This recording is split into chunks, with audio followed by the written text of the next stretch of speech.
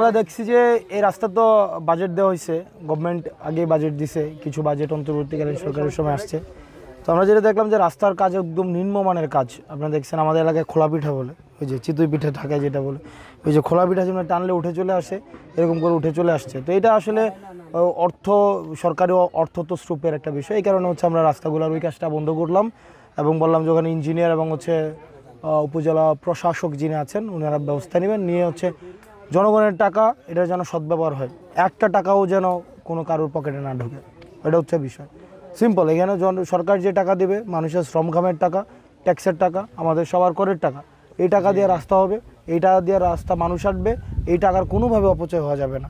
ওটা হচ্ছে ওই আবদুল্লাপুরের রাস্তাটা, ওইটা বুড়ির পাড় থেকে আবদুল্লাপুরে যে রাস্তাটা গেছে, আর এটা হচ্ছে আমার গ্রামের রাস্তা গোপালনগর। এটা 50 বছরে মনে হয় প্রথম আমি যেটা শুনলাম।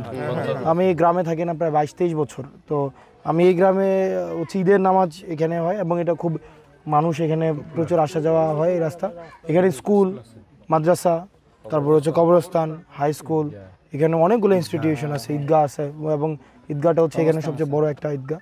তো সেই জায়গা থেকে রাস্তাটা অনেক দিনের মানুষের চাওয়া ছিল। তো রাস্তাটা যেন প্রপারলি হয়, যেন জনগণের টাকা পয়সা নষ্ট না হয়, প্রপারলি যেন রাস্তা হয়, এটাই হচ্ছে। ওকে, শাপলা হচ্ছে গণমানুষের সাথে সম্পৃক্ত, প্রান্তিক জনপদ থেকে শুরু করে শাপলা শুভ্রতা, বিকাশ, প্রসারের প্রতীক।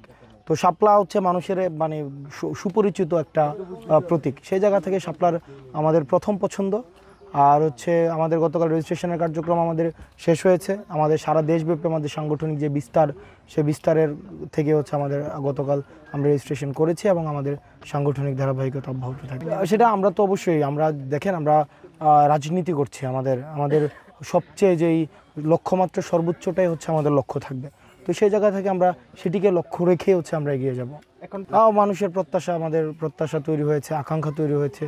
মানুষের প্রত্যাশা এবং প্রাপ্তির মধ্যে যেখানে হচ্ছে অপূর্ণতা রয়েছে, সেখানে মানুষ আমাদেরকে বলছে, প্রশ্ন করছে, জানতে যাচ্ছে, মানুষের আকাঙ্ক্ষা, আগ্রহ রয়েছে। আর কয়েকদিন পর জুলাইয়ের সনদ বা জুলাই নিয়ে কি পরিকল্পনা রয়েছে সামনে, সেগুলো নিয়ে আমরা কাজ করছি। আমরা এগুলো নিয়ে আমরা আমাদের কার্যক্রম অব্যাহত রয়েছে। সরকার ইতিমধ্যে 30 কর্মদিবসের যে একটি টাইম ফ্রেম দিয়েছে, সেটি নিয়ে আমরা হচ্ছে কাজ করছি। রাস্তা আজ থেকে এই রাস্তা প্রায় আজ থেকে 30 থেকে 35 বছর আগে যখন হাকিম খান চেয়ারম্যান ছিল, তখন এই রাস্তা হাসনাত আবদুল্লার দাদা ছিল আমাদের এই 3 ওয়ার্ডের মেম্বার। তখন এই হাসনাত আবদুল্লার দাদার হাত ধরেই এই রাস্তাটা মাটি ফালানো হয়। তখন এই রাস্তা এই সড়ক ছিল না, মানে জমির উপর দিয়ে মানুষ চলাচল করতো। তো ওই সময় থেকে এখন পর্যন্ত রাস্তার এটা মেরামত হয় নাই।